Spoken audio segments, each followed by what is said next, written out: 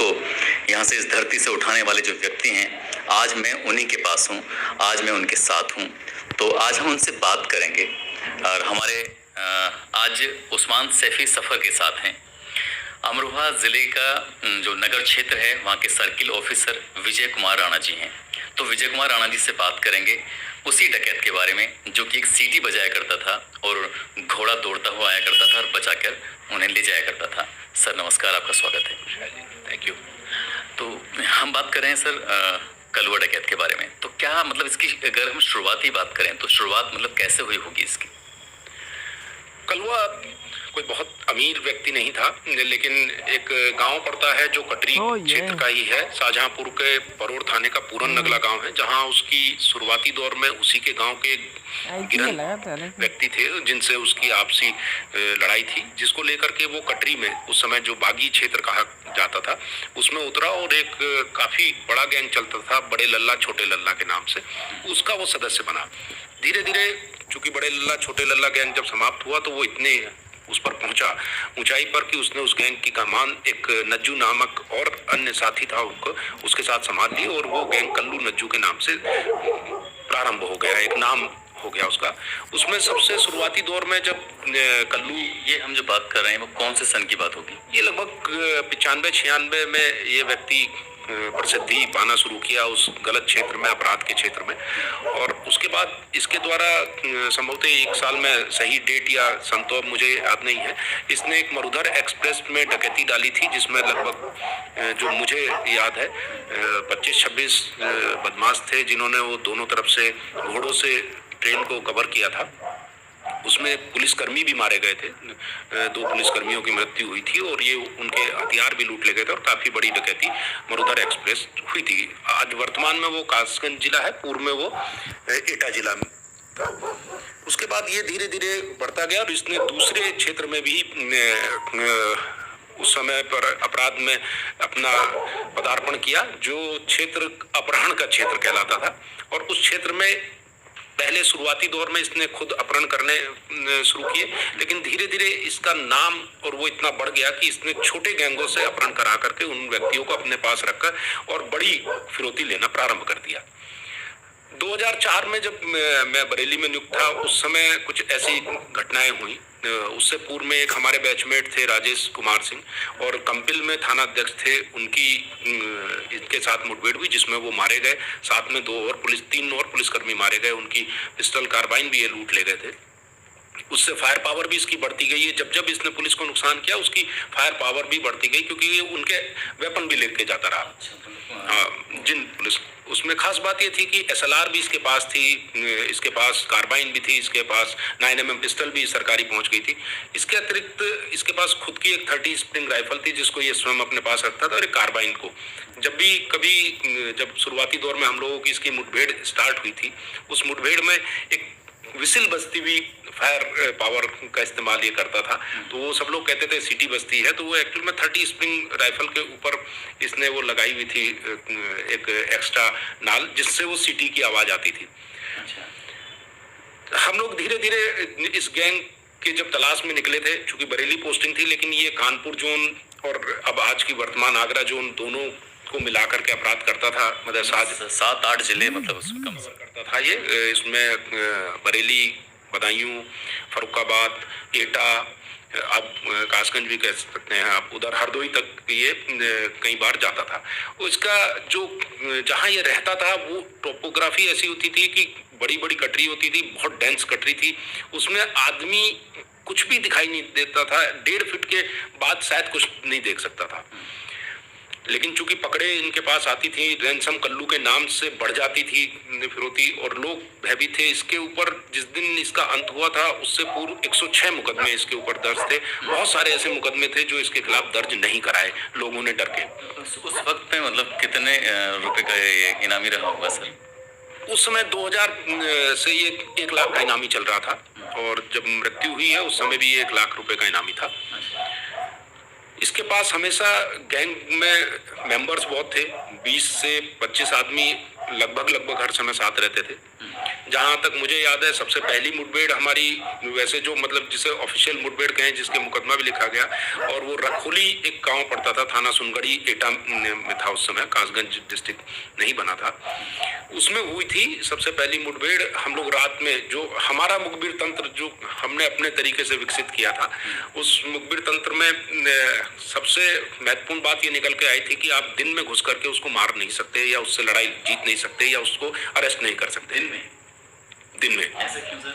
ये वहाँ के लोगों को बताई हुई बात थी जो कि कटरी के जानकार थे, तो उन्हीं से वो लेकर के। लेकिन रात में घुसना पुलिस के लिए और खतरनाक था, क्योंकि वो जगह ऐसी थी, हमें उसके रास्ते नहीं पता थे। उसे दुर्भाग्य सौभाग्य दोनों ही कहा जा सकता है कि कुछ भी दिखाई नहीं दिया, इतना कोहरा हुआ कि 1 सेंटीमीटर भी देखना मुश्किल हो गया। बच्चे रही आपकी। तो दोनों, लेकिन रात में हम कुछ नहीं कर पाए। पूरी रात हम लोग रास्ता जो हम लोगों ने थोड़ा सा आइडेंटिफाई किया था, मार्क किया हुआ था, वो भूल गए। मॉर्निंग में सुबह 5 सवा 5 बजे दोबारा इस बात को सोचते हुए कि आज हम लोग इसको कहीं ना कहीं ट्रेस कर लेंगे। जब हम आगे चले तो ये बड़ी मजेदार वो है कि जहां वो ट्रेस हुए, एक लाइन में हमें 7-8 जगह लैट्रिन की भी मिली, और वो ऐसा लग रहा था सर्दियों में जैसे उसमें वो भाप सी हो रही हो। तो ये हुआ कि यहाँ कोई एक मतलब कहीं कोई ऐसा गिरोह है या कोई ऐसे मतलब समूह है जो 7-8 लोग साथ हैं। तो हम उसके आसपास फिर बहुत ही धीरे धीरे आगे बढ़े, और आगे बढ़ने के बाद उनको, लेकिन उसके बावजूद चूंकि वो जमीन पे बैठे थे, हम जो 13-14 व्यक्ति थे, उनकी थाप उन्हें संभवतः लगी, और उन्होंने ये जोर से कहा कि गाली देते हुए कि आ गए, गाली का इस्तेमाल उन्होंने किया। लेकिन उस दिन हम लोगों ने ये तय कर लिया था कि अगर किसी भी कीमत पे आज हम यहाँ से वापस लौटेंगे तो इसको पकड़ने के बाद ही लौटेंगे। वहाँ एक चूल्हा इन्होंने बनाया हुआ था जिस पर ये अपना खाना बनाते, तो हम चूल्हा ऊंचाई पे था और इनके रहने के स्थान नीचे। जब हम चूल्हे के पास पहुंचे तब तक उसने फायरिंग स्टार्ट कर दी। अच्छा। लेकिन शायद वो हमारे डायरेक्शन को नहीं देख पाया, और हम लोगों को अंदाजा था कि उस जगह पे फायरिंग स्टार्ट हुई। फायरिंग स्टार्ट होते विदिन 5 सेकंड्स एक आवाज आई बहुत तेज, तो ये लगा कि किसी को गोली लगी। और वो चूंकि पहली बार बस्ट, हम पहले 5-6 मुठभेड़ कर चुके थे, तो ये पहले कार्बाइन का बस्ट मारता था या 30 स्प्रिंग, तो वो दोनों ही चीज बंद हो गई। तो उससे हमें ये लगा कि संभवतः कल्लू को गोली लगी। किसी ने उसकी शक्ल नहीं देखी थी, कोई उसको पहचानता नहीं था। अच्छा। लेकिन जब ये हुआ तो हम तेजी से, मेरे साथ एक और हमारे साथी थे, भूपेंद्र सिंह, उस समय एक IPS अधिकारी, इस समय ADG जोन लखनऊ हैं, वो सब लोग थे। ये हुआ कि हम लोग कूद करके अंदर एंटर करेंगे। अच्छा। हम लोग कूद करके आगे को बढ़े, तो वहाँ जैसे ही 10 कदम आगे बढ़े तो एक बहुत बड़े एरिया में ब्लड था, और उसमें 9mm कार्बाइन के छोटे छोटे कार्टेज पड़े थे, खोखे भी थे। तो एक लगभग आइडिया हुआ कि गोली संभवतः उसको लगी है, इसीलिए वो इतनी तेजी से भाग गए, क्योंकि कल्लू भागता नहीं था जल्दी। अच्छा। तो जब वहां से हम लोग चले तो उसका हम पीछे चले जिस डायरेक्शन में हमने ये अंदाजा लगाया, लेकिन हमें काफी दूर तक वो नहीं मिला। तो हम वापस वहां आए और वो जगह फिर से देखी, और चारों तरफ देखा तो वो ब्लड ट्रेल साइड में नीचे गई हुई थी। वो नीचे बहुत गहरा गड्ढा था, उसमें चले तो हमें मुश्किल से 5 कदम पे एक कुल्हाड़ी और एक कंबल मिला। तो हमने वही रास्ता पकड़ करके और ऊपर की तरफ भी फोर्स चलाई, और फायरिंग उधर से बीच में से फायर कहीं से की जा रही थी। ये तो नहीं पता वो कर रहे थे या उनके और साथी थे जो दूसरे लोग कर रहे थे। थोड़ा सा और आगे बढ़े तो एक हमें दुनाली बंदूक मिली, इंग्लिश, वो पड़ी हुई थी। तो उससे लगा कि गैंग इसी रास्ते पर भाग रहा है। थोड़ा और आगे गए तो हमें धार आ गई, धार में ब्लड मिला हमें। तो हमें मतलब पहली हमारी ये लगी कि ये लोग भाग गए हैं संभवतः। लेकिन फिर हम वापस आए, और वापस आकर के दोबारा सर्च किया तो एक व्यक्ति, उन्होंने झुंड सा बनाया हुआ था, उसके ऊपर बांध दिया। तो वहां उस टाइम तक उसमें जान थी उस व्यक्ति में, तो उसके पास से एक पिस्टल थी, और वो हल्का सा कंबल सा उसको उड़ा रखा था। वो जब हमने उसको देखा तो उसके यहाँ पर बाएं आंख पर कुछ निशान था, और एक हाथ में कुछ लिखा हुआ था, और उस पे हनुमान जी की मूर्ति लगी हुई थी पिस्टल पे। तो उसको देख करके हमें अंदाजा हुआ तो हम लोगों ने कॉल किया कुछ लोगों को, खासतौर से सबसे जरूरी आदमी वही था गिरंद, जो जिससे इसकी बेसिक वो थी पहचान रखते थे। हाँ, जो मतलब जिससे इसकी मूल लड़ाई थी, तो वो लोग भी आते हुए समय लगा, और एक जो लोकल एक और व्यक्ति आ गया, उसने आके बताया कि नहीं यही कल्लू है। तो फिर जब उसने आने के बाद ही पुष्टि की कि यही कल्लू है, और वो मारा गया। उसको एक गोली लगी थी, यहाँ पेल्विका हड्डी होती है, और उससे जाने के बाद वो 2 टुकड़ों में बट करके मतलब ऊपर चली गई थी, एक एब्डोमेन में। उस टाइम तक वो बोलने की स्थिति में नहीं था, लेकिन जब तक अस्पताल ले गए उसकी डेथ हो गई थी। तो इस तरीके से इसका, उसमें जो बाकी जो साथी थे वो भाग चुके थे। हाँ, वो बाकी साथी भाग गए थे, लेकिन उसमें भी किसी को गोली लगी थी, चूंकि नहर में जो नदी थी उसमें भी ब्लड था। अच्छा। पर हम लोग उस तरफ नहीं गए, चूंकि हमें पहला ये था कि वहाँ की ही सर्च लेनी थी। तो जो इनका सामान था और वो था, वो सारी चीजें हम लोगों ने कब्जे में ली थी, और फिर 2 दिन तक बल्कि वहाँ काम्बिंग होती रही आगे भी। और उसके बाद जो और गैंग के मेंबर्स थे इनके, जिनको हम लोग आइडेंटिफाई कर चुके थे, उनके पीछे लगे रहे। फिर ये गैंग एक दूसरे व्यक्ति था नरेशा धीमर, उसने टेक ओवर कर लिया था। उससे 2008 में हमारी मुठभेड़ हुई, उसमें हमारा एक कांस्टेबल मारा गया। उस टाइम भी 2 पकड़ उनके पास थी, उनको हमने छुड़ाया था। ये चचुआपुर जगह पड़ती थी।